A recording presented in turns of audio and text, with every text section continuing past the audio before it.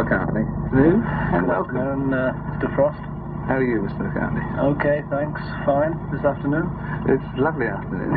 Wonderful. It's wonderful. Dark out, but Dark out, wonderful. but otherwise wonderful. It is alleged by certain people in your organisation that you're very soon off to America. Does that fill you with delight? Yeah, it's good. You know, I enjoy it in America. I think I like England much better as a place. Why? Well, I don't know. It's the attitude of the people generally in America that makes it not as good a place to be in as England. What do you mean? Sort of just more intolerant or more? Well, I don't know really. The kind of people we meet in America tend to be, heads of corporations and publicity men and things. So I know we don't get a good view of American life, but they all seem to believe that sort of money is it, which is true to an extent, but not all the time. You know, they believe in it all the time. Yeah, well, they've carried it all much further than we have, and they're much more efficient about it and much more frightening about it, aren't they? Much more frightening. Let's play an American record before we carry on. Here with a semi-jazz, semi-folk, semi-documentary tune is Sammy Davis. Eleanor Rigby, which I think is brilliant, isn't it? Well, I don't think it's brilliant, but it's nice of you to say that, David. It's just Paul, seriously, it's just the greatest thrill for me to be able to say this. But why isn't it brilliant? Well, or why is it only fairly brilliant? It's not even fair. I'm talking about the arrangement. Yeah. See, when I first did the arrangement, I've hardly ever done arrangements like this before, and I do it with George Martin because I can't read it or write music, viewers. And so I thought, well, I'll sort of have an attempt at something I think's sort of real, in a way. You know, the sort of real arrangement of a thing, rather than just repeating things all the time. And I had a go at it and was pleased with it, and then I liked it when the session men did it. But when I heard it a bit later, somebody said something about I like the Walt Disney send-up arrangement at the end. You know, and I suddenly heard it as that, because that's what the end of it is, particularly. But it's a bit like that. It sounds to me now a bit like a send-up arrangement. But I didn't mean it to be. It just shows me that, I'm a younger arranger. Looking back on the thing a few weeks later, are you ever completely satisfied by a record? No. No, that's the trouble, you see. Immediately we've done an LP. We want to do a new one because we're a bit fed up. And the time it takes a record company to get it out, by the time it's out, you know, we really hate most of the tracks. Well, let's play the way it is. That's the way it is. Dirk Bogart, I'm sure, will love. Have you heard any Dirk Bogart records before? Well, yes, he did a great one in 32. Oh, it's one of his 32 RPM. Yes. And here is a record, 32 RPM by Dirk Bogart. It's an extraordinary talking record called The Way You Look Tonight. Can you think of any record that's still... Not really, I suppose. You've moved on all the time, so none of them really satisfy you. Records of ours? Yeah. No, I go off records because of that. Because if we're developing, which I suppose we are, yes. We must be, because we've changed from about 2 or 3 years ago, then the stages of the development, seem a bit cornier, sort of 2 or 3 years ago, than they are now. And I don't know, for that reason I suppose I go off records a bit quicker than anyone else would. You go off other people's records as quickly? No, I don't, I mean, I've heard records, like old Elvis records, that I still like. Because it reminds me of what I thought then about them. I mean, they sound completely different now, if you know how things are recorded, and how sort of you get tones on guitars, but then it was like, it was all magic, Yeah. So hearing that kind of record now, it's just great for the nostalgic thing. So you still like what of Elvis's sort of old things like? Oh, Don't Be Cruel. All the old corny ones, but I think they're great, because they remind me of sort of fairgrounds and things. If Roy Plumley was carrying you off to his desert island, you'd take 1 or 2 old Presleys with you. Listen, I have no idea. Well, I'd take Roy Plumley. Yeah. No, I don't think. I don't know really.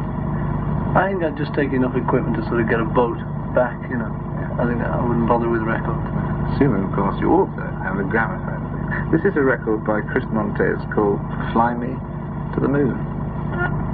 do you hope lies in the future, really? I mean... this is, I don't know, lots of people sort of ask this question, and so, because I think people... Yeah, I know, people think, yeah. I'm sure you've got a set answer to No, not really. The set answer is just as vague as most answers. But the idea is that there are lots of things that I want to do. I'm not sure what they all are yet. So I think I'll try and sort of spread myself thin for a bit. And then choose something. But something completely different, just to try... a bit of the relaxing, as it were. Well, I don't know, yeah, in a way, but also trying things at the same time. But I always get the impression that even compared with the other Beatles, that in fact there are more things you really want to do, aren't there, than the others? I mean, there are lots of fields that you... Well, I don't know, really, I've talked to the others, and they all want to do probably as many things in their own ways. Obviously we don't all want to do the same kind of thing, because we're not all the same kind of people, exactly. But, for instance, George loves Indian music, and he really wants to find out about it. So that'd be good, because, we can't be about 40 and still going on there, can we? You can make great return appearances like Gracie Fields. Yes, I think we might make... Who you've modelled your career on, of course, Gracie Fields. Well, she was one of the influences at the beginning, I must admit. And this is a record by Carol Ventura called Day by Day. Do you cherish, as I do, assorted strange press cuttings about things? I remember one that came from a Scottish paper that I've still got that says they were trying to say David Frost is only 27 but he looks much older, and the figures got transposed and it came out as David Frost is only 72 but he looks much older, which is basically true, as you can see, but no television makeup on or anything. But similar ones happen to you? Well, yeah, it's somewhat similar.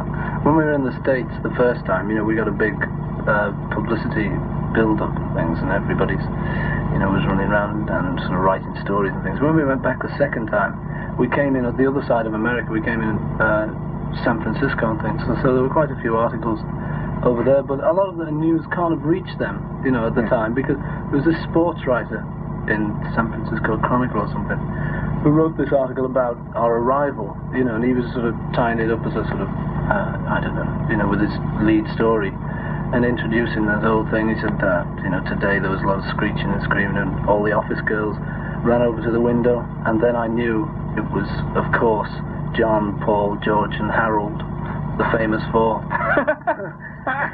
And he meant it, I often think Harold would rather be one of the famous four in the economic pickle he's in today. But do you remember, listeners at home, before we continue, this song? It's a new record, just out. But do you remember this song? Well, it said that your disc jockeying days are a long, long way in the future. I've never done a record show before, but I always like doing new or different things. What would you say is a must to include in programs like this?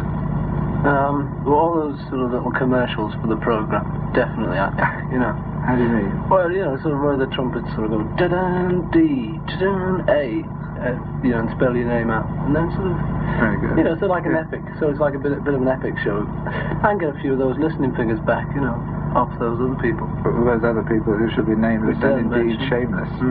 And who'll sing. There's a marvelous... Pity about them. Oh, it's very sad, really. There's a marvelous ad in one of the magazines which says that one of them gets the sort of attention that some advertising director needs, but it's going to be detention very soon. We'll start an epic. We'll have an epic opening for you next week, in fact. Yes, some trumpets and things. Trumpets, fanfares. Yes, and the initials spelt out, yes. Exciting. The old commercial feel. In a purely non-commercial and completely non-profit-making way.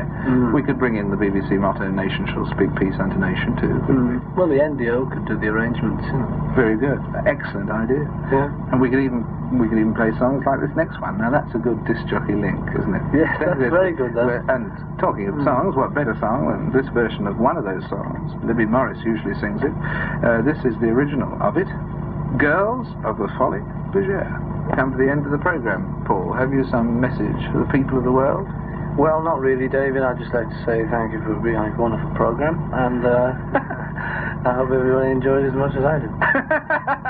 That's beautiful, and it wasn't scripted. You just absolutely thought of that on the spare. Well, you know. It's very wonderful to have you on this wonderful program too, man. Thank you very much indeed for coming along. Wonderful, wonderful. Wonderful, wonderful. In fact, we should say to people at home that this show is live every week, was live last week, will be live again next week, but this week I've had to record these sections of the program because, alas, I'll be abroad and Paul's just off to America.